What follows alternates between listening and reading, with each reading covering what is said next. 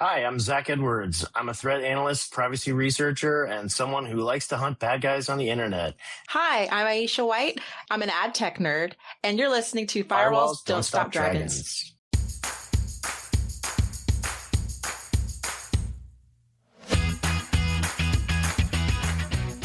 Hello, everybody. Welcome back to Firewalls Don't Stop Dragons. I am your host, Kerry Parker, and today we have episode 476 for April 13th, 2026. Got another great interview for you today. I've been talking about this one for a little while.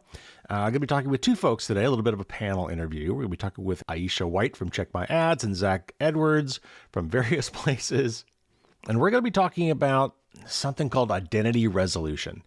It's going to get into advertising and tracking and things like that, things we've talked about before. But there's this whole industry called identity resolution that is about putting together all these little bits of information that they collect on us as we go around the web, little nuggets that might identify us or might be associated with us, but it wouldn't necessarily give away our identity. But if we take enough of them and kind of correlate them all together, we can create a dossier on each of us. And that's what these companies do. They try to anonymize or maybe pseudonymize their users. And so they can claim that they are being private with your data, when in reality, they're not doing nearly enough. And it becomes often easy to re-identify people.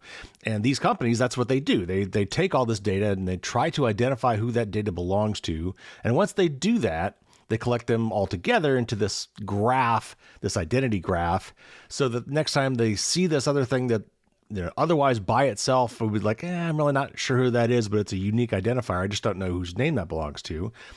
This company makes a point of figuring that out so that other people can say, okay, here's this weird identifier I have. Can you tell me who this belongs to? And they go, yes, we've already collected this dossier on Kerry.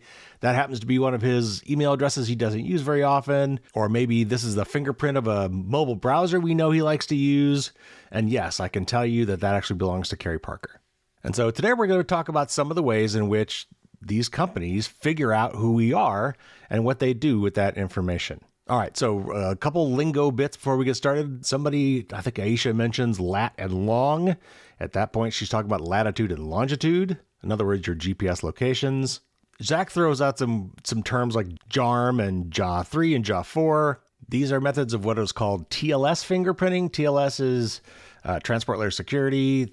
This is what is behind things like HTTPS when we make secure web connections. But it turns out that how each of our computers and browsers and things make those connections is a little bit different. And that little bit of difference sometimes can be used to figure things out about the person doing the connecting. And then finally, they mentioned Cambridge Analytica. That is the Facebook scandal from several years ago now, where supposed research scientists got access to Facebook data on a pinky promise that they would only be using it for this research. And it turned out what they were really doing was getting very detailed information about people to target them with political ads. All right, so this is a long interview. Let's not waste any more time. Let's get to our very educational talk with Zach and Iesha.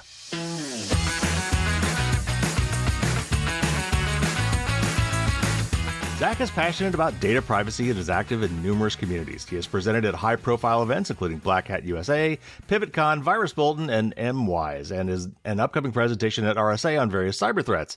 Zach's day job is staff threat researcher at Infoblox, but is speaking today in his personal capacity as a privacy researcher. Zach, welcome back to the show.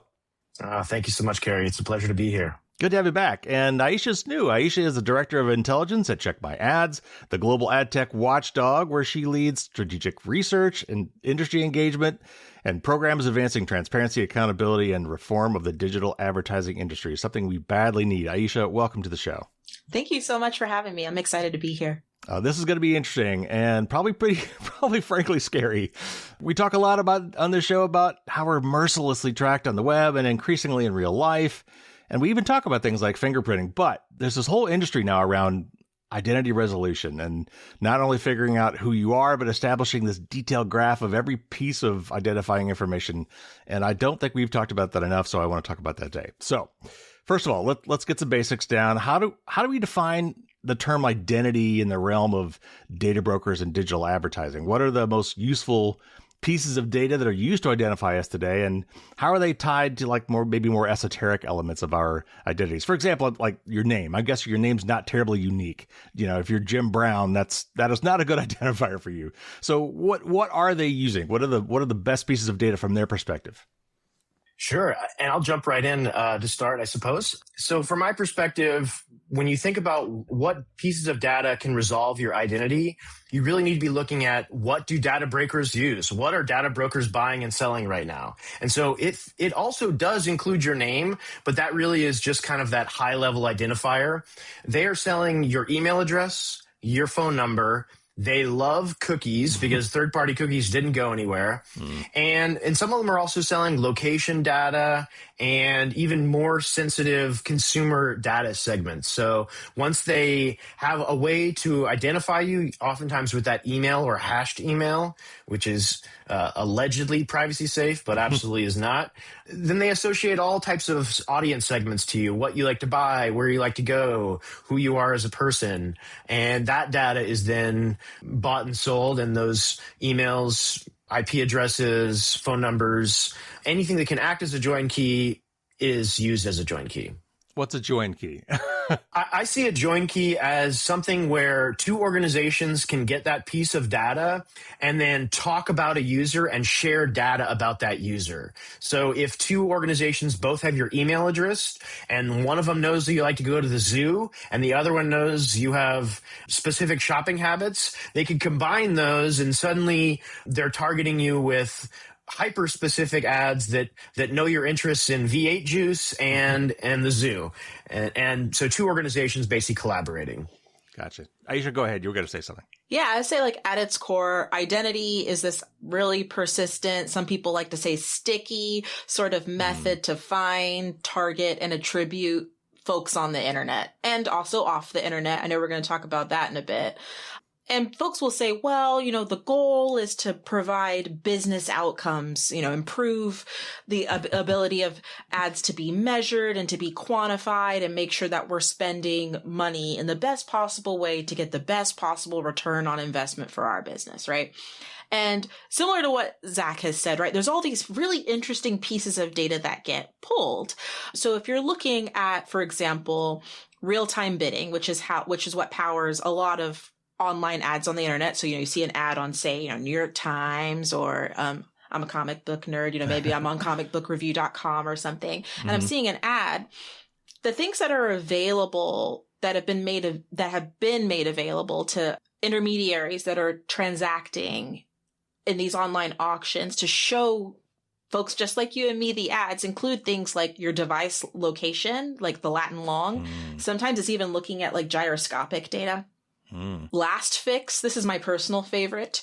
And by favorite, I mean whatever the opposite of favorite is, which is like how long ago was that device Latin long established? And it's given in seconds. So you move, right? You're on your phone, you're walking around the mall and you're like, oh, cool, comic book review, the latest Daredevil Born Again season 2 trailer. Like, let me check that out. And you're getting an ad, right? And you click on the ad and it's like pulling information and you keep walking and maybe you go up a level on the mall, at the mall, right? You're maybe on the food court level now. You check another ad. Well, you've moved. Your location has moved, and that information is being given back. And it says, oh well, within the last 200 seconds, you moved. Nice, right? Other things like your zip code, and you were talking about like esoteric parts of your identity, and like how these things get mapped back. And sometimes it's quite egregious. Things like, oh well, you live in this zip code. I think you're Somalian. And you're like, excuse me? What? And is that based in truth? Nope. But it's what is assumed. They say, okay, well, 40% of people who live in this zip code are Somalian. So there's, a really good chance you're Somalian. You're like, no, you totally made that up. But doesn't matter. There's no real way to verify or authenticate. They're even looking at things like your device type, what type of phone you have, the phone carrier you use. Are you on T-Mobile or maybe you got Boost Mobile, right? And then inferences get made on all of that. You got the old version of an iPhone, you're poor. You have a lower income bracket. You have the newest version of a browser, you seem like you might be university educated. Is any of that necessarily based or grounded in any sort of real realities? Nope. But it pays, and it can be sold and packaged, and that's what's important to these data brokers. And at the end, right, the advertisers and agencies utilizing these data segments aren't saying, well, how did you get, this idea that this person makes $50K a year? And the reality was, it was maybe because, again, you're using a really old iPhone, and maybe you just don't care about having the latest iPhone, but that's too bad. The system has decided, well, we think that this person makes $50K a year because they haven't upgraded their iPhone. And who's checking?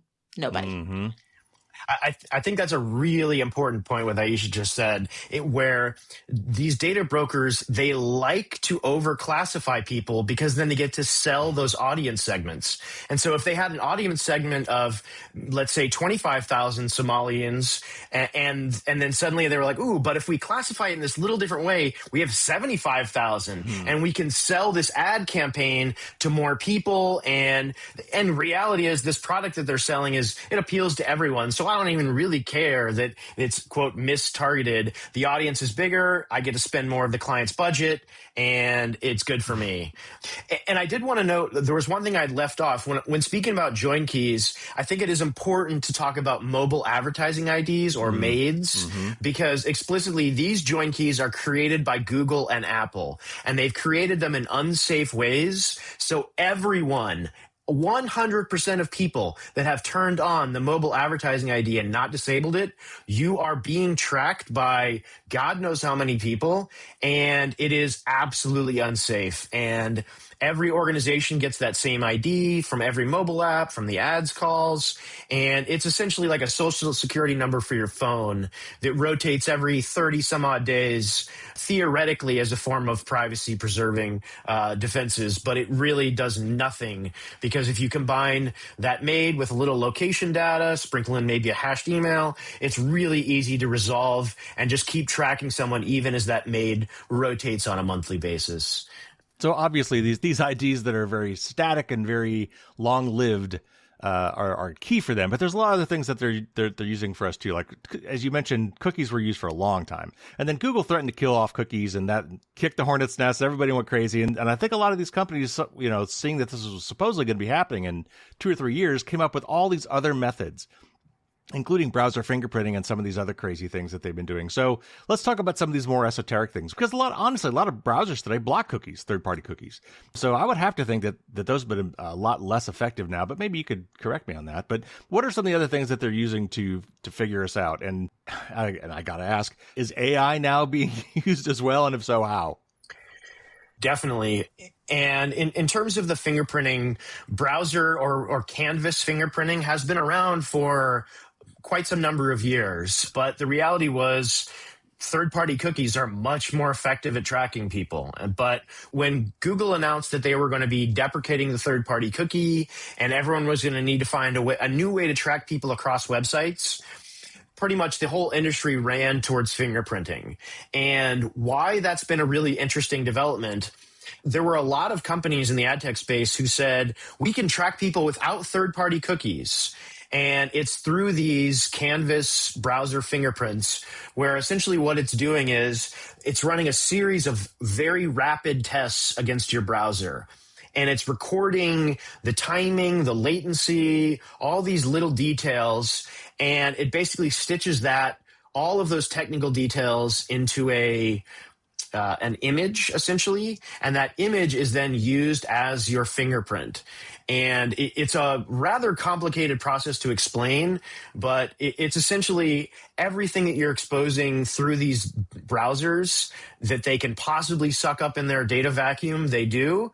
And those little minor technical nuances between how fast your websites load, how fast your computer responds, those actually create fingerprinting opportunities, how fast a page loads. And so there's a lot of organizations who have developed this fuzzy tracking logic where they're like, it's 95% good. We're going to group some people together who are separate individuals. We're going to lose track of some people sometimes, but it will, by and large, be able to track the majority of people in some way. And when you combine one of those device fingerprints with maybe an IP address or a little location data, suddenly you have that one exact person. So, okay, there's two things I want to ask you about specifically that I've read about that just blow my mind. First of all, things like typing speed and typing rhythm. I've heard that could be used. It's kind of like the equivalent of gait recognition with video. Is that for real? And then also I've heard about TLS fingerprinting, which is, you could have to explain that a little bit, but how is it that just my encrypted connection, the way that is done, might fingerprint me? So the simplest way to think about some of the new forms of fingerprinting, like typing speed, that can identify a bot. But it can identify out of millions of people, this is Jim Jones. He types at 260 words a minute. Now, if there's someone that types at actually 300 words a minute or whatever, maybe they have a special case. But for everyone else, that typing speed really detects human or bot. And so there's actually a lot of these detections where they don't actually care to track people. They want to differentiate between an automated connection and a human connection. And so that's also the case with a lot of the TLS fingerprinting, where as soon as folks heard about JARM and JA3 and JA4, and you just keep on going, there's a lot of these fingerprinting stacks that are used. They're primarily used to fingerprint basically browser versions, very specific bot stacks, where someone who's developed a bot, they may have coded a custom Chrome browser. And so a lot of those fingerprinting techniques, we share these fingerprints very regularly. So all three of us on the call and everyone listening here, we all may have very similar TLS fingerprints in some way, where we just hide amongst the noise. But a bot operator who has built a very specific device, it's a custom browser that's going to millions of sites and scraping them for AI use or ad fraud or whatever it may be, that may be coded in a very specific way, which allows it to be detected. And so there's some detections which we're talking about, which are absolutely a problem for people, that's being used to track individuals. And then there's some of these which are fuzzier, less worrisome for individuals, and much more used just to track specific computer stacks, if that makes sense. Yeah, gotcha. And one thing that's quite interesting is there is a very new, I would say sort of almost a cottage industry that has sprung up recently that offers to do identity enrichment. And what I mean by that is these are companies that go to data brokers, but also to advertisers and agencies and say, hey, look, we have this data segment for you. Maybe it's your own, quote, first party data that, you own on your website, if your website's visitors or what have you. Maybe it's a third party segment that, an advertiser wants to utilize and they're not really sure about the viability, right? Because as we talked about earlier, it's kind of all a bit of a wash. So what has happened is these cottage industries or companies have kind of sprung up and said, well, we can do this sort of scoring for you. And you're probably like, wait, scoring? So what they do is they take a look at the universe of available users in this data segment. Well, I'm going to pick on something random. Let's just say people with college degrees, right? So that's a third party segment we're going to just pick on. And so maybe the advertiser says, well, there's like 200 million IDs in this segment. That's a lot. And I'm being charged $1.50 on top of all of the rest of my advertising buy. So it's $1.50 for every 1,000 people I want to target that have this college degree, allegedly. So these companies come in and they say, you know what? We can score them for you. So what we'll do is we'll take a look and see, out of this pool of 200 million users, IDs that exist, when were the IDs last active? How often are these IDs being found on the internet? Are there other segments that we can find that can be more indicative and help to triangulate that, these people actually do have a college degree? So it's almost like turned into this supercharging, and they're utilizing very specific algorithms. They're using AI. And so it's interesting because how this works, right? You shrink your available pool of users, but what you do at the same time is you're, quote, making them more valuable so they can you can charge more. So you can say, well, we were using all of that, cookie stuff and it was all right. But now we've advanced past that with the power of AI. I can tell you that formerly 200 million user segment is now, I can comfortably get it down to, we'll say by half, 100 million users. And they've all been online within the last month. That's so much better. And I'll charge you $3.50 instead of $1.50. But now they were online recently and you're not targeting to reach a bunch of dead IDs, right? You're not targeting to reach a phone that's like, maybe, you're getting real bougie with it. And maybe the advertiser, the agency's like, you know what? But I'd also like, can we only go after iPhone users that are on the newest OS? I mean, the possibilities get quite endless with this sort of enrichment. And we're seeing this more and more. We are. And I think that's such an important point that Iesha made. And you see that a lot with political micro-targeting as well. So someone like Cambridge Analytica, I always, when folks talk about that concept of appending new data to a database to get that context, I immediately think back to Facebook ads. And one of the most dangerous things that exists right now on the entire internet is I can take an email list, a list of emails or phone numbers. I upload them into Facebook. Now I can craft that custom audience and I can basically segment it where I can say, I want to target these 5 million emails, but out of it, I only want to target, let's just come up with a creative. They're going to need to like Selena, the music star. And you say, oh, everyone loves Selena. She's amazing. But the reality is that could be micro-targeting of a specific Latino segment. And so everyone who comes to your ads from that click, you say, this person was on my original email list that I uploaded and likes the Selena Facebook page. I'm going to classify them as Latino music fans. And so there's a lot of these people that are pulling information from Facebook by taking a custom audience, doing a micro target on it, and then tracking who comes from that link click. And they're essentially exfiltrating audience data from Facebook. And you can do that on every major network where you upload a custom audience, do a minor exclusion, and then whatever you targeted on, whatever that exclusion was, now you're saying this new group has that exclusion or has that interest. And so there's a lot of concern about this. And when you hear about TikTok spending billions of dollars on all the major online platforms, people say, wow, they must love online ads. They must love bringing a new audience. No. They are exfiltrating audience segments that they are then appending into their own database so that they better understand their own audience. And every one of those ad campaigns, it wasn't just to promote the app and get an install. It was to pull out some piece of interest data from that targeting criteria that they were using. And so when you see $1 billion being spent on ads, think of $1 billion audience play. Well, and the point I think you're bringing up that a lot of people I don't think figure out is that there's all these correlations that could be made between things that you like and other things about your personality. And I always go back to the classic Target one, right? Where Target figured out that this guy's daughter was pregnant before he did.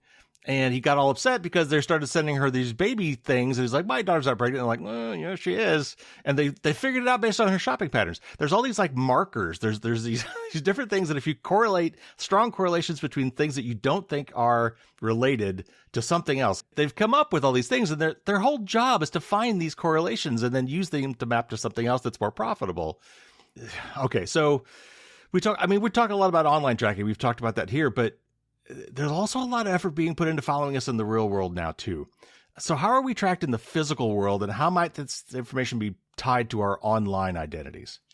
There's a lot to say about this, and I think there's like a hardware aspect, and then there's, I don't know what to call the next aspect, but like the whole kind of Internet of Things sort of connected sort of deal.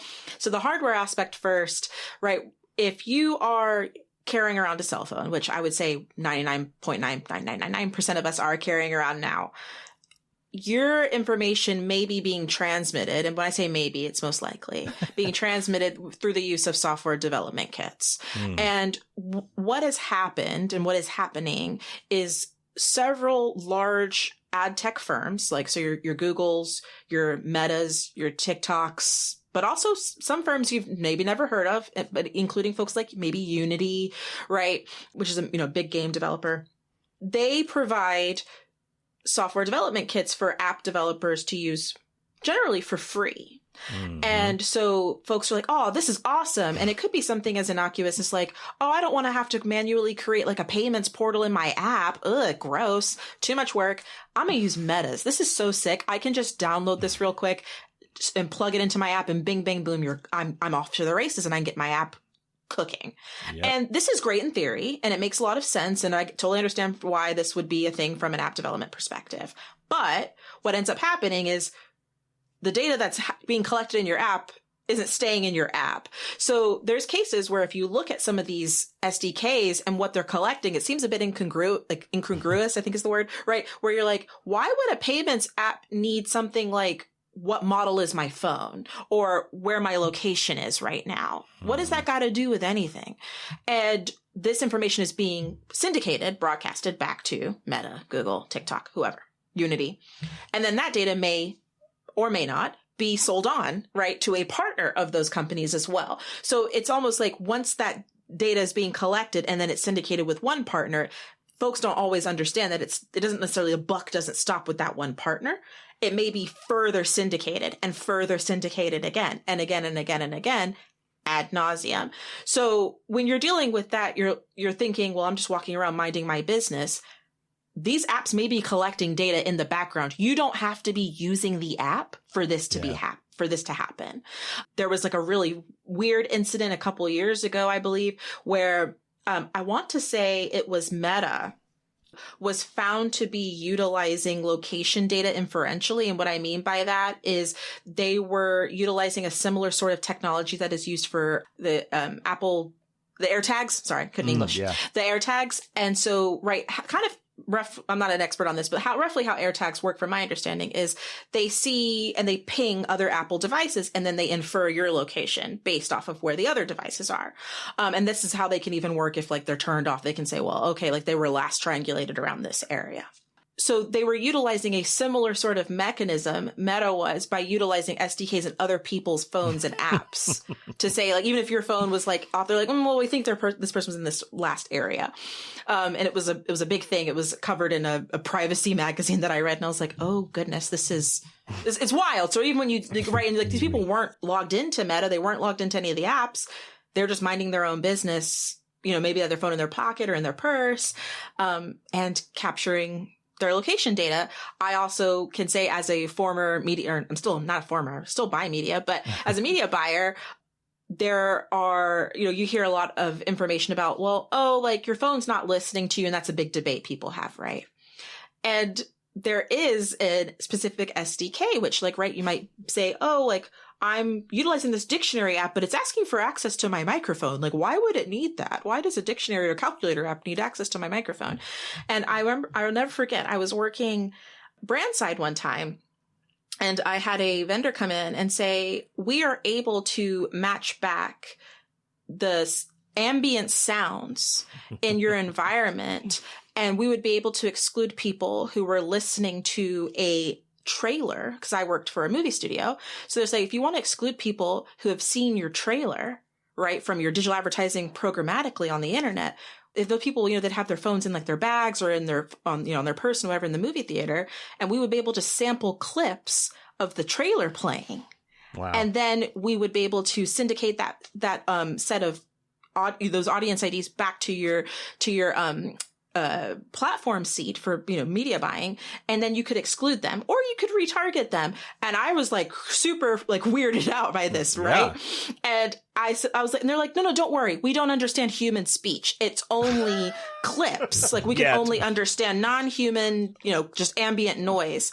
And so you'd have to give us a sound bite for this to even work. You'd have to give us a sound bite of your trailer first, like 30 seconds or whatever. And then we would be able to do like a sound match analysis. But at the end of the day, that was going back like 6-7 years ago.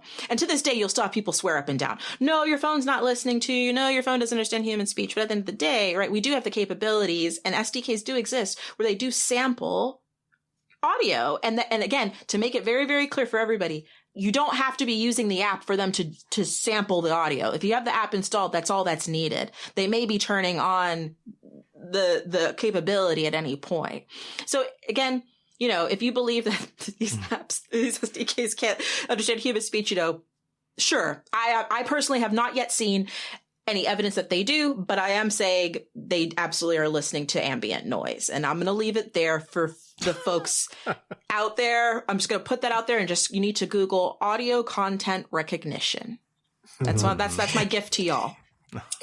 And I think it's a really important point that Iesha was making. And one of the surprising things people don't realize, there's 2 points. One, when the app requests for permission to use that microphone or whatever permissions it may be asking, and if you give that permission, those permissions relate to all of the SDKs within that app as well. And so you're not just trusting your dictionary app, you're trusting the unknown list of SDKs they've integrated in it. And one of my biggest pet peeves, and like something I've talked about for years, is Google and Apple are terrible at giving consumers information to make informed choices. And right now, I consider to be unfair and deceptive the Apple privacy labels and the silly Google Android privacy labels, because it tells you what is happening, but not who is doing that thing to you. It does not give you the list of SDKs that are integrated. It does not give you the list of domains that by default collect data on every app load. And so what that means is if you're going to install an app and it says, we may use your information for marketing or advertising purposes, you may intrinsically be thinking, this dictionary app, maybe they do something with their ads. But no, it could be 30 different ads SDKs that they're integrating. And when you give that permission, their data just sprawls out to numerous organizations. And that other sort of flip side of that is, a lot of those apps, they'll request, can this app request to track you? Basically the pop-up that says, can I get access to your mobile advertising ID? The way that's phrased, you think this app is going to be tracking me. I'm giving permission to this dictionary app or some app that I trust. But no, it's all of the SDKs that are integrated as well. And so all of those pop-ups, all of the disclaimers, they do not give you the full scale of information. And really at this point, consumers should be very weary about giving permissions to apps unless it's absolutely needed and it's absolutely an app that you're going to be using. Because when you give that permission, you're giving it to unknown organizations. I just saw something on social media the other day. Somebody posted a screenshot of a privacy policy. And of course, it's the big print at the top was, we value your privacy. And then within the first paragraph, it says, and we will share this with our 1,543 partners. I'm not joking. I made up that number, but it was in the 1,500 range. It's the IAB approved list. Yeah, where it's they the basically Transparency Consent Framework list. Yep. Ding, ding, ding. Yeah, exactly. And that's like the weirdest thing ever. When you see that giant list of all of the IAB transparency consent vendors, and all of them get the data, some of them, what they're really telling you is whoever we want to in this list, we're going to get the data to. Absolutely. And you'll never know exactly who. Absolutely. And then when you think about other things too, right? Like you have a loyalty card and, you go to you go to Target or you go to Kroger, whatever, and you beep, and whether you use an app or whether you use the old timey cards, right? Mm-hmm. Either way, right? Well, Target and Kroger in particular have very large digital advertising infrastructures. They act not only as an advertiser, but there is this new-ish, about within the last decade, new vertical called retail media that has sprung up. And so retail media companies, Home Depot has one, Kroger, Target, I'd say are probably the big three. And then the biggest, the queen, king, emperor is Walmart.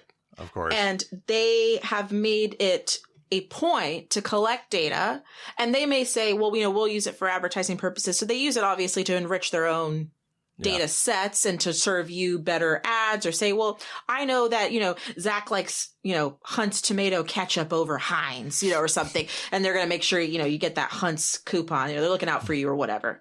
Sounds innocuous, sure. But also at the same time, they allow other advertisers to come in and utilize their own digital advertising platforms that they have. So, for example, Target's is called Roundel.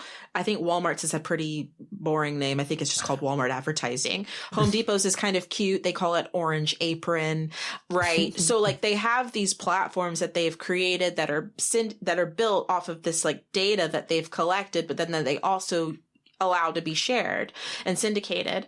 And so when you think like this is just a Google problem and this is just a Meta problem, we already know that those companies do things and they've been, sued in court and there's all these investigations. Folks don't always realize that some of the largest corporations in the world that you wouldn't really think are making forays into digital advertising have massive digital advertising infrastructure and are making a lot of money there.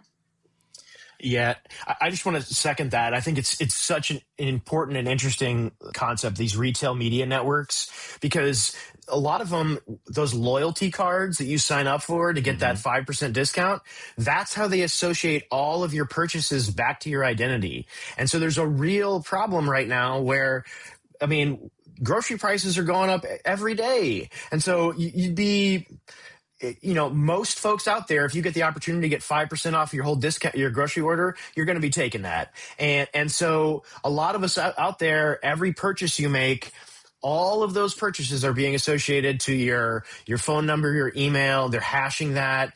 And there's a growing effort to basically show you product ads off of those websites. So if you're on Amazon, you'll see those Amazon ads, and sometimes you'll click and it'll redirect you to a product page. The same as for Walmart ads. A lot of these retail networks, they now have ads on those sidebars as you're shopping, but they're also buying ads off their own network. And so what that means is they're basically doing product retargeting, where they take all the products you've purchased and they figure out when you purchased it, the daily recommended basic dosage, or how much would be a normal amount for someone to consume. And then they calculate how long until that product is empty. And basically maybe 5-10 days before that product is empty, they'll start showing you a retargeting ad for that. And so not only is it super invasive, but that data then gets leaked into these ad networks. They're exposing that ad targeting to these organizations that will steal anything that's not bolted to the ground. And so we're at a place right now where people's shopping behaviors, what they buy on a regular basis, are being essentially shared in the programmatic ecosystem. And our privacy is an illusion at this point for a lot of those shopping behaviors. And it's a growing problem because these retail networks see how much money they make. And one other important point I wanted to make, Iesha was talking earlier about how a lot of data brokers purposefully overclassify someone, where they don't care if the audience is 75% larger than it should be, because that helps them spend money more. Sure. And so this concept of a retail media network, where they take everyone who bought this toothpaste and then they convince these toothpaste brands, hey, that person they got 5 days left. We need to make sure they're seeing your ads so they're reminded to buy. And so there's a lot of brands that are being convinced to put a lot of money into these retargeting scenarios that really just waste their money. And so it's invasive tracking, a growing data sprawl with it, and it's wasting major brands' money in some of these campaigns. And so there's a lot of challenges and problems from it. So you've already said that some of this data is probabilistic. Like when they're doing this enrichment, they're not 100% sure, and maybe they're recording that, maybe they're sharing that with the people they're selling ads to. I'm not sure, but there's some confidence level around some of these things that they're tying to our big identity graph. What happens when these things are wrong? Like, I don't think people are thinking about this. So what are the real world implications if they screw that up? Sure. That's already happened. So very fun stat. A 2019 academic study found that third-party data brokers are only right about somebody's gender about 42% of the time. Y'all, you would be better off blindfolding a monkey and letting the monkey guess at random. And that is scientifically sound what I just said. You might as well do that. It is accurate. You would be more accurate letting the monkey do it, blindfolded. Or not blindfolded, doesn't matter.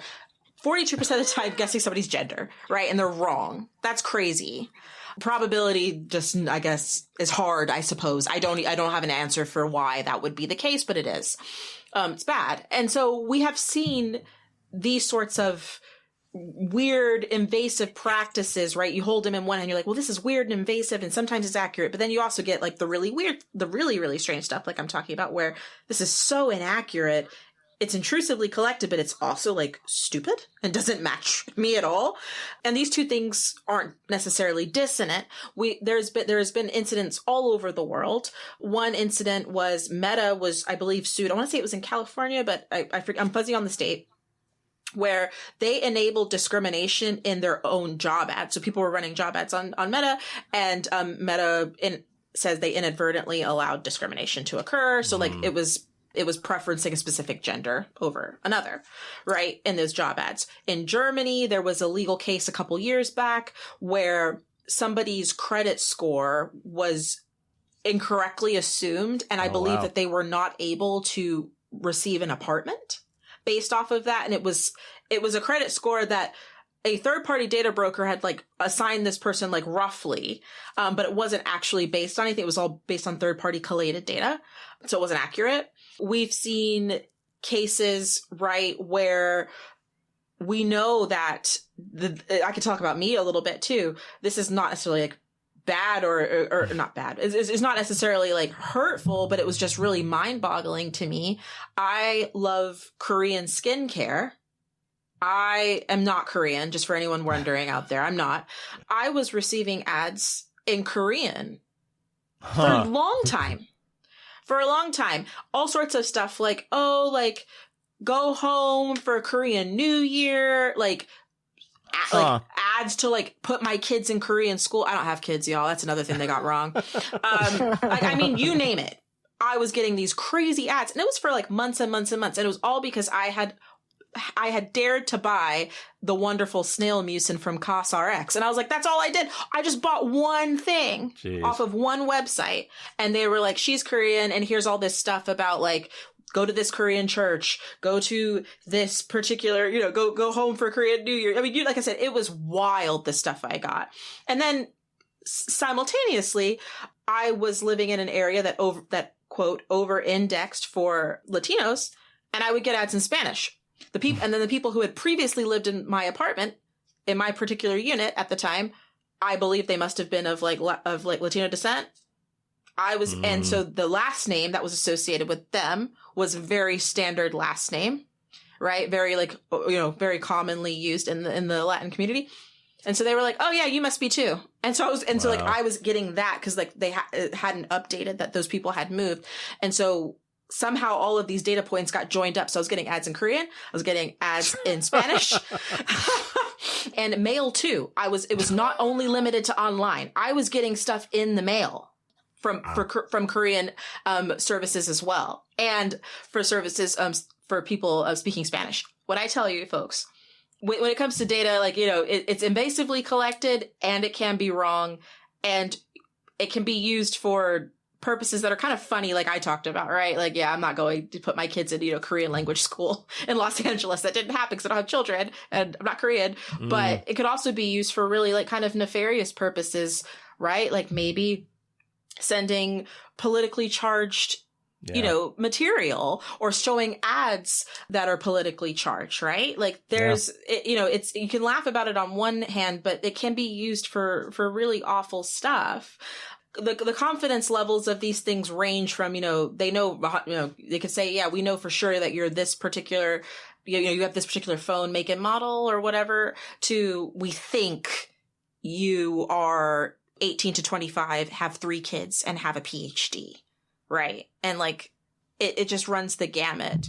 But the damage that could be done is quite untold because there is a significant lack of know your customer, business customer requirements. And it's really easy for anybody to buy data in bulk. I think John Oliver did it recently a couple of years ago where he was able to buy a bunch of data segments and just to see what would happen. And like you said, there weren't that many checks. So it's the world's your really rotten oyster when it comes to these sorts of things. And I think, not to just keep bringing this up, but they make more money when they sell bigger audiences. So who cares if it's wrong? I make more money from it. So I think there's some really perverse incentives behind this whole ecosystem.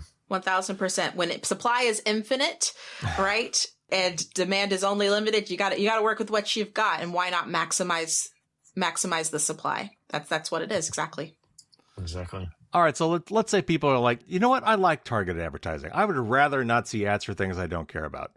You know what? I'm good with all this. You know what? If it pays for everything that I'm doing on the web, that's all the better. But this same data is used beyond marketing, Yes. and in ways that should be a lot more concerning for people. So what else is this data economy enabling? Sure. Maybe let's just say, like, you've been browsing on the web and you're going to websites that dealing with grief, and you're like, wow, I'm really sad. Somebody in my family's just died and I need to figure out how to deal with this. And then you go on a airline's website and you want to get a flight home to go to that person's funeral. Is it possible that because of all the data collected that you've been going on these grief websites, maybe you've spoken to a therapist and there's all this stuff that's been collected on you that the airline might be like, ooh, that person's a little desperate for a flight and jack up the price? Yep. That's the sort of stuff we're dealing with. Surveillance pricing is a nightmare. It is excuse my French, effing nightmare. Mm-hmm. And the most recent example, which is hilarious, is the Washington Post, where they basically raised the rates on everybody. And the bottom of the email people got, it said, your price was determined via algorithmic, blah, blah, blah, whatever their disclaimer was. And more organizations think this is a good idea.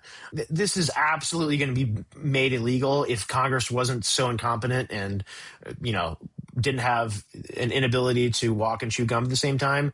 But there's no way that the public is going to allow algorithmic pricing for the long term. We all hate this. It is universally hated when someone says, hey, I'm going to use a bunch of personal details to raise the price on you whenever you're more desperate, or when I think that you're shopping, you maybe have limited options on shopping. That price is going to go up. As soon as people hear about how this is being done, why it's being done, they universally hate it. And it's being done by all these, quote, sophisticated businesses that think they're too smart by twice. And really, they're going to run headfirst into, my hope, the next administration's FTC, which will take up this issue. Congress will hopefully pass laws banning this, and will hopefully get some real investigations into the organizations who've done this to better understand what types of illicit data sources they use to raise rates on desperate people. Well, transparency. We definitely need a lot more transparency, because and that's what I'm trying to do here, is make sure people are aware of what's going on. But we don't reach enough people. We need everybody to understand what's going on here. Yeah, for the folks that think like, oh, I can just use incognito mode and like no one's gonna know. One, Google had a whole like suit that they had to settle by tracking people incognito mode and utilizing to enrich their own data stack. So like, first off, like, don't assume that that's true necessarily, and that your behavioral history online is safe just because you're utilizing incognito mode in Chrome. And then second, I think the other thing that's quite important is all of the things that Zach has talked about, like how there's data enrichment, that their identity is becoming more and more sticky because there's all of these new companies that have come up with brand new ways to make identity more persistent over time. That sort of stuff is coming, and is going to mean that all of the tricks that we have been using, right? Switching browsers, using VPNs, using incognito mode to get around like any sort of weird pricing stuff or weird things like that. That's not going to work soon. It's already not really working already. So this stuff is moving so quickly. And with the help of AI, I think it's going to move even faster. So yeah, I 100% agree that this stuff should be made illegal. I know it's currently a focal point in the EU to investigate surveillance pricing, because you don't know how it's necessarily being used, right? If you are saying, hey, I'm getting a different price than, Joe over here, but you're not sure why, there's a current like precedent in the EU, which is you have the right to know why you received a specific thing. Mm-hmm. So that's the sort of information I think that people should have access to. Absolutely. Why did you get priced more than Joe over here? Because I bet if like Zach said, if people start finding out why, it's because you were on a grief website, so we charge you an extra $1,000 to fly home to your home country to go to a funeral. People will be apoplectic. Yeah, exactly. And some of these could be as malicious as, oh, you over-tipped the driver, so we're going to raise the rates on your entire grocery purchase in the future. like these people will look for any reason, any data point to indicate that you have the money and you're willing to pay more for something. Well, that doesn't even get into the whole end run around the Fourth Amendment when the law enforcement and the intelligence agencies and the government go and buy all this data about you too. So that is yet another problem. Okay, so one more thing. If all this wasn't enough to bother you, what about the people around me? How does my identity graph affect my social graph? Like, if I don't care about all this information that's being collected about me, I like targeted ads. I'm fine with getting the free internet or free websites because it's paid for by ads. But that still also is then tied to people that are around me as well. Those inferences and those connections are being made as well. So how might my poor privacy hygiene negatively impact my friends and family? Everything from ice to ice cream. And when I say ice, I mean Department of Homeland Security. Right. And we're really at a place where these big data algorithms are mining everything that's not bolted to the floor. And so people in your life, if you're searching on a website for an article about how to support your neighbors who are impacted by ice, and there's a bunch of ad trackers on that, suddenly your data is going off into the wind of this person is anti-ice or, whatever maybe they would try and classify you as. And then what's shocking about the way a lot of these algorithms work, as we've mentioned this before, they don't care the size of that audience. So if they get the potential to say, this one person had this interest, and then I saw multiple devices from the same IP address also browsing, I'm going to associate this interest that they had of ice and ice cream to everyone that's been on their network. And so suddenly all your friends that visited, your family members, the people you live with, it immediately they are ascribed with the same interests you have. And for some people, this can put them at risk. This could put them on the radar of law enforcement in some instances, or just show them ice cream ads and they're lactose intolerant, which is my case. But it's definitely a situation where your behaviors and what networks you join, you will oftentimes be targeted with ads that were meant for someone else on that network. Yeah, it's not actually, it's so funny. One of the things that came up, right, when you had talked earlier, Carrie, about how Google wanted to deprecate cookies, and that's a whole podcast topic in and of itself. Yeah. But one of the things that they had proposed was this concept of cohorts. Yes. And like having like audience style cohorts instead of having very specific things. So these cohorts could be based on things like the content you've consumed and like your like searches and stuff, right? And it's like and the idea was that there is privacy in numbers, right? So because I can't identify you specifically, you're in a cohort of 50,000 people. I made that up, but you know what I mean, right? That you are safe. It's much like a flock of birds. I think that's actually what they called it. Was flock. Yeah. Yeah. Right. And so you're like, okay, like if you buy that, like, sure. But like similar to what Zach is saying, right? Like cohorts like this can also be used to identify groups of people of similar browsing behavior, of similar locations, of similar device makes and models. And then we talked about this, but like people are just really, really good at stereotyping and saying, well, you got that old ass phone, might be poor. I'm just gonna go with that.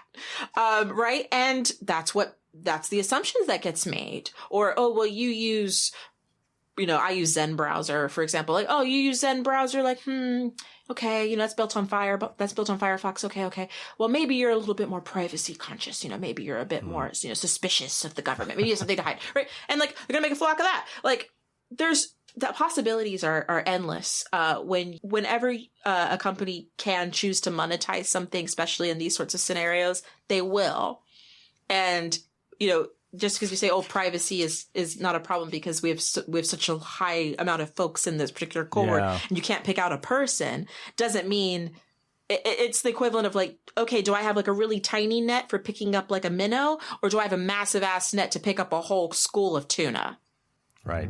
Well, and then, and then as soon as you take 3 of those different categories in a Venn diagram and overlap them, all of a sudden you stick out because there's only one person who is Yes. who likes Exactly. this rock band, who lives in this area, who likes this brand of cereal, and it turns out that that can narrow you down pretty quickly. All right, okay. So before we wrap up, I definitely want to get to solutions, but I've got to play devil's advocate here for a second. So, aren't there legitimate uses for this? Like, for example, I've definitely seen this in fraud prevention, and you mentioned bot detection. These are things that are real and have real impacts on There's ad revenue fraud or click fraud and things like that. These companies also want to know that bots aren't clicking these ads and they're just generating revenue that way. There are legitimate uses for this technology, and one of them is paying for the web. I've already mentioned that. Advertising, nobody wants to pay for this stuff. Nobody wants to subscribe to everything. We all have subscription fatigue as it is. If I can go to this website and read a few articles for free because they show me ads, I want that. What's your argument against that? Or is there another way? Purpose-based restrictions. So that's why we love GDPR, is because they have explicit purposes for advertising, personalization, fraud and abuse. And so if you're using the fraud and abuse purpose, you should be able to collect data in a more flexible way than someone collecting data for advertising, marketing, and personalization. And it's also important to appreciate that you shouldn't be able to collect data under a fraud and abuse purpose and then pass it into an internal free-for-all and use it for marketing Right. and whatever. Yeah, right. And we know that basically that is an ongoing problem where there are some organizations who operate a consent management platform and they operate an ad exchange, and there's no auditing of whether or not they're combining that data on the back end. And so a lot of us were like, absolutely, we need allowances for fraud and abuse. That's how we make these systems work. We need to catch the bad folks and allow everyone else to keep operating. But companies do not abide by best practices, by our hopes and dreams. And these laws in Europe, GDPR, which have clear purpose restrictions, are muddled by lawyers who are looking for a yes and by companies who are willing to hide their behaviors when that yes is a highly suspicious data lake in the back end. Couldn't agree more. In addition, I would say there's no need necessarily to engage in third-party harvested behavioral advertising collection. It's just not necessary. There are so many other methods. And one thing a criticism I hear a lot is like, well, RTB is dangerous. RTB is dangerous. RTB is dangerous. And I would like to counter that with the real-time bidding frameworks. All of the parameters, for the most part, are optional. So the fact, like I was talking before, right, about Latin long, last fix, device make and model, that stuff doesn't have to be collected. And a lot of bid requests and responses, that stuff's not collected, right? So it depends. There could be reasons why it's not collected. Maybe I'm running on an incognito browser. I've got privacy badger turned on or whatever. Or maybe it just got dropped off. Or maybe it wasn't necessarily collected because I've got a publisher that just doesn't care about collecting that information. There's a billion ways, right, about why this stuff may or may not be passed in every bid request. So everything that's in a bid request isn't automatically mandatory. Just because it can be collected doesn't mean it is collected. So to that end is like, we have a really decent framework for how digital advertising, the pipes and how it works, but what keeps happening is people just keep appending more and more and more and more parameters to be passed. Strip the parameters back. I'm not saying RTB has to die. I'm not saying programmatic advertising needs to necessarily die. What I am saying is that the parameters that can be used and are ripe for abuse should be scaled back, should be deprecated, and in cases where they can't be deprecated, folks and companies that have an interest in privacy and protecting the users should be malforming these. Fully agree with that. We need to strip hashed emails and PII from the bid requests. It is a massive data breach. All right, so why can't we just go back to contextual advertising? This is what we had for centuries before we had behavioral-based advertising. I've even read several things that say that the only people making money off behavioral advertising is the marketers that are collecting this information. It's not the people that are doing the ads. You're paying twice as much for an ad, but you're not getting twice as much people buying your product because of that. The people making the money are the Googles and the Facebooks, the arms dealers in this scenario. So can we just go back to contextual advertising? We already do contextual advertising. Exactly. Like, that's the thing that's so crazy. People act like it died, or like we don't do it anymore, or that's something that like only exists on newspapers. And it's like, no, contextual advertising absolutely exists. And the IAB Tech Lab actually has an entire schema. It's optional, of course, but websites can say, hey, here's a code. I think it's like 4 numbers, and it says like, I'm making this up. Like 1001 is periodicals. 1002 is entertainment, right? And you can choose to like have this embedded on your website. So that way, when you're sending over a bid request as a publisher, you can say, hey, like, this is what I have to offer. This is who I am. I am, news entertainment or whatever. We do that. And I will also say, as a media buyer for a decade and has bought all types of media, including the masthead on the New York Times programmatically, I'll tell you something, a secret. The New York Times was wonderful folks. They generally have a way they do the buying for those sorts of really big pieces is only contextual. Do you want it on the front page? Do you want it on the news? Do you want it on the entertainment section, the world section, the music section? The biggest pieces, generally speaking, available for programmatic advertising on a reservation deal are done contextually. They're not done behaviorally. You know why? Because behavioral wouldn't actually satisfy the appetite in the eyeballs. It would be too quote precision oriented for anyone to deliver in full. So it's not even an option. Behavioral advertising is something that is generally, for the most part, not 100%, relegated to non-reservation buying and what we used to call in the industry, and people are going to get mad at me for saying this, remnant, right? I'm not saying that everything that is remnant is bad. But what I am saying is, for the real big buys, the hefty stuff, the stuff publishers really like to see are reservation buys, and that are generally done on contextual, and those deals are made. That is the truth. All right. And we are seeing a lot of contextual on kids directed content. So if you audit kids apps, kids games, you will sometimes you'll see behavioral ads, and those are the ones that you need to report as very bad. And I see less and less of those. But the goal when you're looking at certain types of content should be contextual only.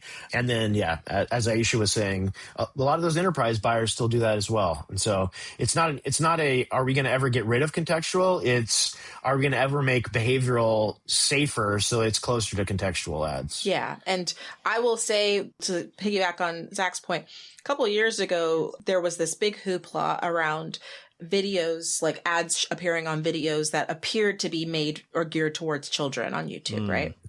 And when questioned about it, Google said, well, the audience segments that were used can be behavioral or contextual depending on how they're built. So these were Google's own segments. They're called affinity segments. And they're like, well, it could be contextual, it could be behavioral. But me as a buyer, when I go in and I put in the topics and the stuff I want to target ads, I don't know if, is it behavioral mode or is it contextual mode? There's no way for me to know that. But that it was a revelation. The industry was like, wait, what? Since when is affinity targeting contextual? But that was the example that they gave. And so everybody's, I squinted really hard at that explanation personally. I was like, I don't think so. Why were car vehicle ads showing up on Blippy? Like, be for real. You know what I mean? Like, no 3-year, there's a lot of things that get made. But anyway, long story short is contextual is evolving. There are multiple ways to do contextual, whether it's allow lists, like, site lists that you only want to be on, whether you want to make deals, whether you want to use keywords, whether you want to use semantics. That's a burgeoning sector now, like seeing is the content sad? Is the content happy? Is the content pensive? Right. Less about, is the keyword this or that? But just more about what is the content conveying, especially now with AI.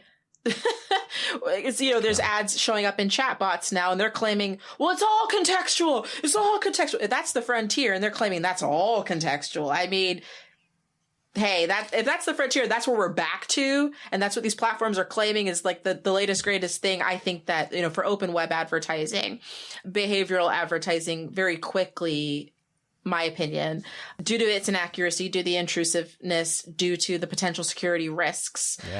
And it's expensive, y'all. It's expensive. And you're not getting the outcomes. Contextual does a lot of heavy lifting. It's an oldie, but it's a goodie.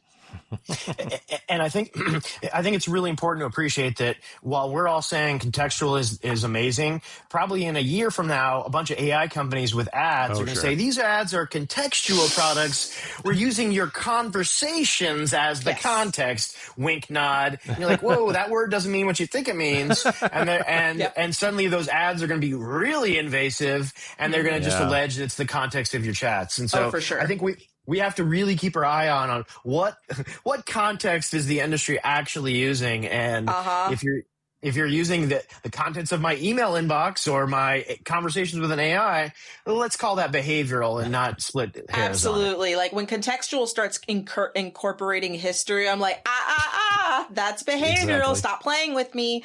Don't sit there and say that, my conversation over the past 6 months or my browsing behavior over the past 6 months going to comic book websites or whatever I'm doing is contextual only. Contextual should mean in context to what I am actively reading at the time, not based on a historical profile. When you go into the profiling part, guess what? It's in the name. You just behavioral profile. You're talking about things I did, and you're making an assumption based off of a historical pattern, and that I'm going to repeat that pattern with my to say it together, behavior. So don't miss me with the whole your historical context. Historical context is a fancy way to say behavioral. Cut it out.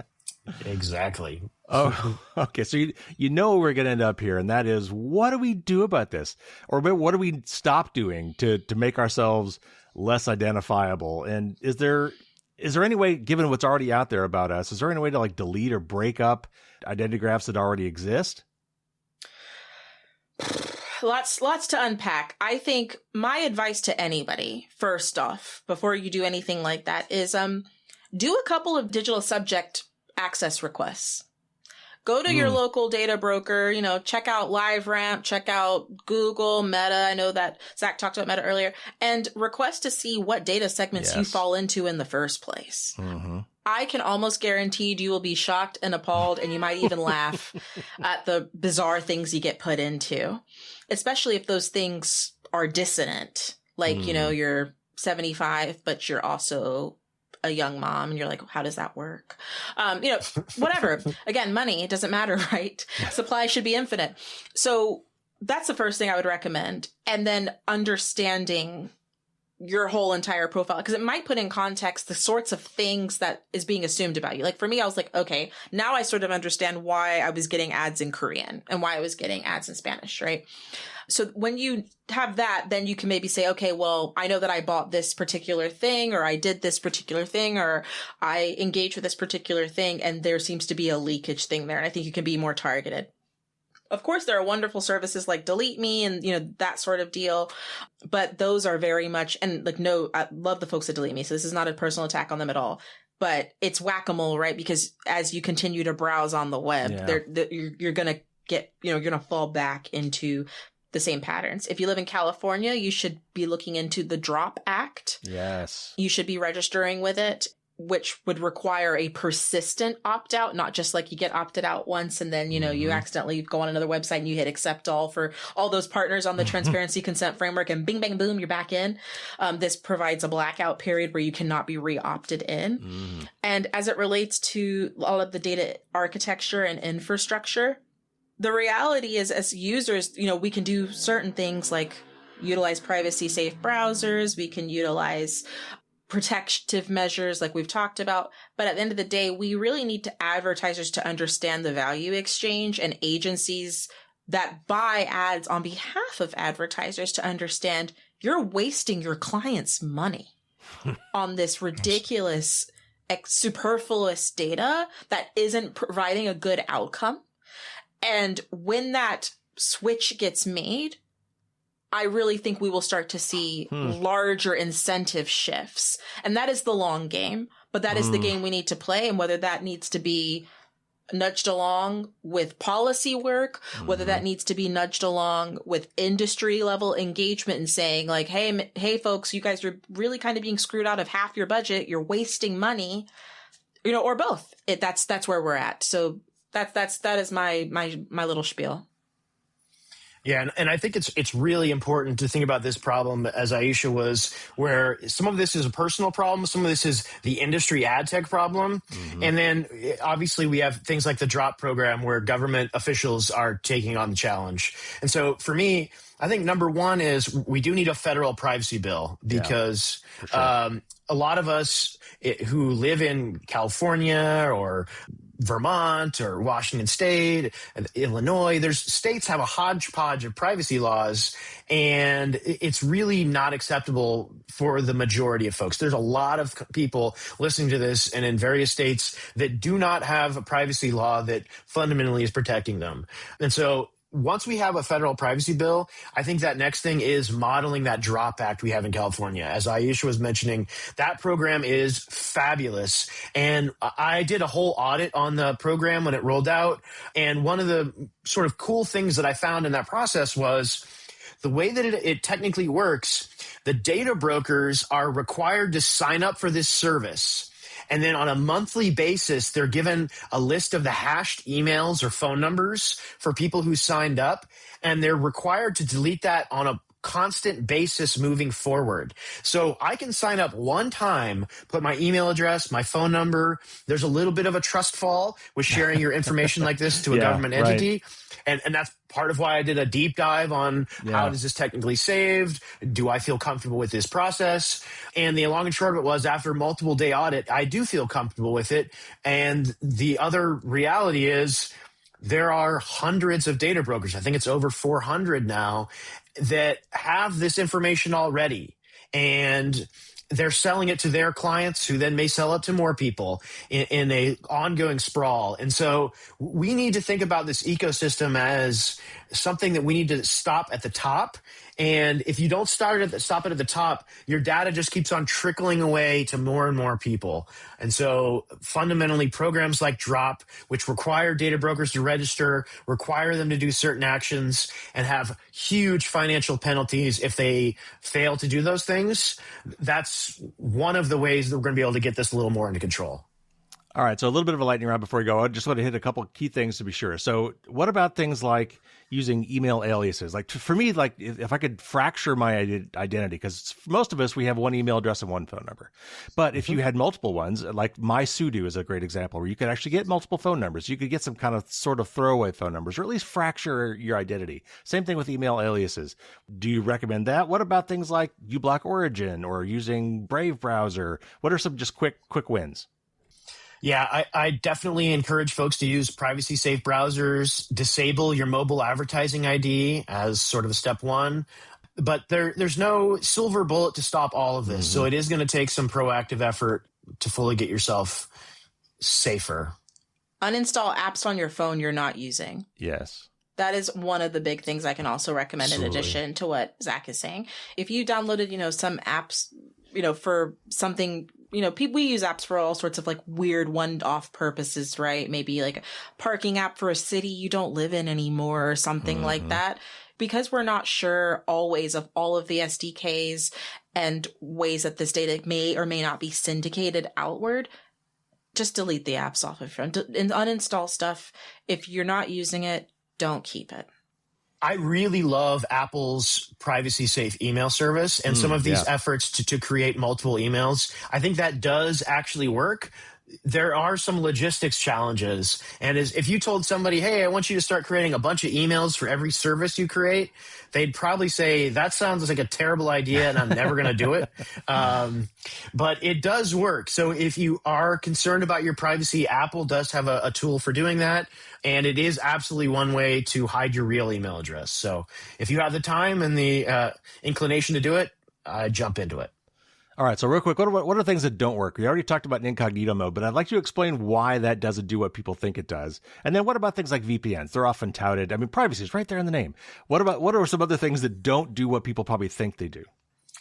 Incognito is not a VPN. It does not hide your IP address. All it does is prevent the third-party cookies that are in your main browser from being accessible to all those other entities. So it's a very light way to prevent yourself from being tracked. But if you're on a home IP address, a residential IP, it's you and the 2 people you live with, 3 people you live with, whatever that number is. Every time you go on to incognito and you're not using a VPN, they see that IP address and it's used by a very small number of people. And so that's partially how advertisers get it wrong. They associate your advertising data to an IP address. So everyone in your household may have a shared profile. But yeah, incognito is it's an illusion of privacy. If you combine incognito with a VPN, now you're getting a little better. All right, guys. Wow, that was just crazy. So before we go, just real quick, let's go around the horn. What are you guys up to next? What are you guys all working on? And how can we follow you and maybe even support the work you're doing? Zach, why don't you start? Yeah, so my personal time, I like to spend hunting for privacy violations. And I really encourage folks, if you see something, say something, tweet it out, except don't use Twitter. Whatever the term Right. for blue skying something out is, just share that. Try and, if you see something funny, reach out to a reporter in the privacy space. There's a lot of folks out there that do this work, and they're looking for leads and looking for things to look into. So if you think something's going on funny with a specific business and their privacy practices, there's a lot of folks that are likely willing to hear you out on that. And in my professional time, I hunt threat actors on the internet. So don't commit crimes on the internet, or else someone like me will track you. Good luck. Iesha, how about you? Yeah, so I am working on a very large test and learn calendar, and my latest bugbear is AI and how it is used in digital advertising across all sorts of harms, privacy, across scams, across like manipulation, dark patterns. I'm particularly focused on how AI is most likely, allegedly, being used for competition entrenchment, and how it's able to solidify Google's position in particular to further self-enrich, and also ads in conversational AI. I'm currently investigating that. So I'm always open. My DMs are always open, whether you catch me up on LinkedIn or you want to shoot me a line at hello@checkmyads.org. Whatever it is, you can check us out. We've also been covering the Google ad tech trial here in the United States. And you can follow that on usvgoogleads.com as we come into the very, very tail end very, very soon. But we've got all the exhibits ready for you. We've published them via Notion. So there's massive exhibits. There's witness lists. There's even breakdowns of the trial day by day in plain language. So our COO, Ariel Garcia, was there in person and was recording everything and writing up absolutely everything that happened. So please check it out. And it's going to be a very busy 2026. We're also focused on Europe. The digital fitness check was just released in the EU. We submitted a comment on that. And there's a lot going on. You folks may have heard of the digital omnibus bill. And there's just a lot to discuss about, is that weakening privacy in the EU? Is it going to undo a lot of things around GDPR? I live in the UK. We're dealing with what's going to change with the Information Commissioner's Office potentially in the UK GDPR. Is busy. So follow us on LinkedIn. I publish a newsletter twice a month, focused on research. And we also have a policy oriented newsletter for all of you folks who just love to dig in the legal stuff from our policy director, Lex Zard. All right. Well, guys, that was a really amazing information. Thanks for dropping that knowledge on us. And I'll definitely put links in the show notes so everybody can follow what you're doing. Thank you so much for coming on the show and educating us about this horrific technology that's tracking us everywhere. Thank you so much, Carrie. It's great to be with you, Iesha, as well. Yes, it's so great being with both of you. Thanks so much for having us.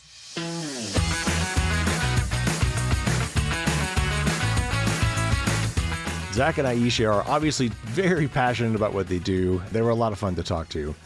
So I want to follow up on a few things that wouldn't have really made sense if I'd tried to talk about them before the show, and I'd usually do my, glossary kind of thing. So Iesha mentioned audio content recognition. I believe she was actually referring to automatic content recognition, or ACR, which is something I've talked about on the show before. And ACR, at least on televisions, is the kind of technology that it's used to figure out what you're watching based on basically just the pixels on the screen. Like taking a look at this image, I can kind of fingerprint it and say, oh, Kara's watching Star Wars A New Hope, or he just saw an ad for sneakers or whatever. You can actually just look at the images on the screen, and with a little fingerprinting, kind of like we do with the Shazam app for music, you could do that for video. But I think she actually may have been referring to a technology like Silver Push that is really weird. It's supposedly a technology that allows advertisers to figure out, like, let's say you've got one of their apps with this SDK running on your iPad and your iPad is sitting next to you, but and you've given it access to your microphone, so it's kind of listening in the background. And then while you're watching TV, it kind of figures out you're watching TV, and then it will know what you're watching using audio fingerprinting from whatever's playing on your television to figure out what it is you're currently watching. I'll put a link to Silverbush in the show notes if you wanted to look into that some more. I've talked about that on this show before, and it's really weird, but it's a thing. Zach also made a point of telling us that we should be disabling our mobile ad ID or MAID.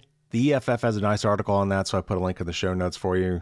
On Apple, it's basically when you go in and say, I don't want anybody to ask to track me. And I forget how it works on Android, but that article will tell you. Now, I know we're running long, but I want to explain this. Zach talked about hashing your email a few times. And so I want to just kind of briefly explain what that means. So first of all, hashing is a one-way cryptographic function that basically turns some arbitrary amount of data, like it could be a whole book, it could just be a single word, or whatever data you want to give it. But the output is always a fixed length number or ID. It could be used as an ID. So it's easy to create, but theoretically impossible to reverse. Like if I have a hash, I shouldn't be able to easily get back to whatever the input was, mathematically. However, in practice, it's easy to reverse it if you can guess what the original value was. So if my email address was careyparker@example.com, and I hash that, I get some weird value that looks like gibberish. But if I think, hey, that weird gibberish thing that's a hashed email, if I think that might be Carey, let me hash careyparker@example.com. And if I get the same value, then that's what it is. So what Zach is basically saying is that these advertising companies are basically hashing your email or some of these other identifiers to try to make it pseudonymous, to try to anonymize that data. But in reality, it's often easy, sometimes trivial, to re-identify that data. Zach also mentioned the Apple email relay feature. The official name of that is Hide My Email. It's a great service to use for certain situations, not all, but it can be very good for these like one-off things where you're signing up for newsletters and things like that. It could be a way to not give out your real email address all the time. Okay, so patrons, here's your preview for Thursday. Of course, I've got some more Q&A with Iesha and Zach. We talk a little bit more about the Google versus US lawsuit, and nothing has happened since we recorded this interview that I'm aware of. We're still waiting on the suggested remedies. Google lost the suit, and some want the judge to force Google to divest its ad business, which is like where they make all their money. So we don't think that's what's going to happen, but we're still waiting to see what the judge comes up with there for remedies. And then we also get an interesting discussion about how we can improve the ad-based web business model. The fact that we use ads to pay for all this quote unquote free stuff is really what got us into this mess in the first place. But they do have some interesting points on that and some other ways we could take this. So patrons, you'll hear that discussion on Thursday morning as usual. All right, so next week we've got a long news show. It'll be 3 weeks worth of news. I'm not sure if it's going to make it super long or not, but it might. And then we've got some great interviews in the pipeline. I just got done recording a really interesting interview on employee surveillance. In other words, by your employer. And I talked with Jody Daniels, who we've had on the show before, but I also brought in Jan Rosenfeld from iVerify to talk about some of the technical aspects of this. It's a really thorny subject, and because it's an employer-employee relation, there's a lot of other weirdnesses legally involved in that.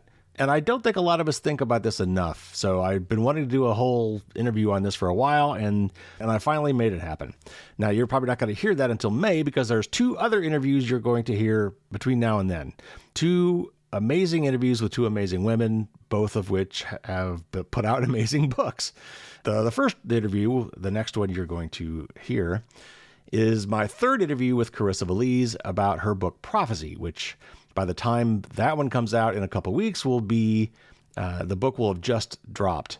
And then 2 weeks after that, we'll be talking with the amazing Cindy Cohen, a longtime head of the EFF and the author of a great book that has already come out recently called Privacy's Defender. So lots of great stuff in the pipeline. And then finally, I'm working on some really interesting ideas to celebrate the 500th episode of the podcast, which again will be in late September. But I've already decided that it's not going to be sufficient to just do one amazing, interview episode for that 500th podcast. I want to do several, and I've got some other interesting ideas cooking in my head. So I'll probably start revealing some of those things over the summer. All right, we've run way too long today already, so we're going to call it here. Take care, everybody. Stay safe out there. And until next time, as always, don't get caught with your drawbridge down.